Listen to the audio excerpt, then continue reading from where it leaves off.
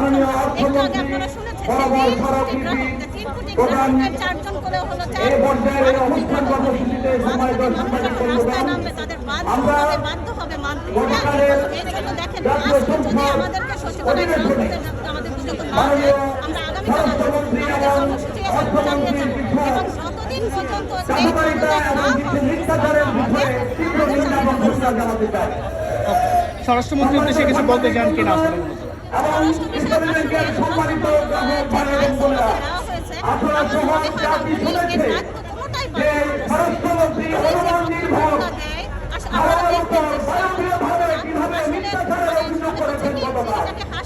আপনারা শুনেছেন, আমরা জানি রাসূলুল্লাহ সাল্লাল্লাহু আলাইহি ওয়াসাল্লাম বলেছেন আয়াতুল মুনাফিক সালাত, মুনাফিকের নিদর্শন আলাদা কোনো তিনটা, ইদা হাদ্দাসা কাযাবা, এক নাম্বার যখন সে কথা বলে মিথ্যা বলে।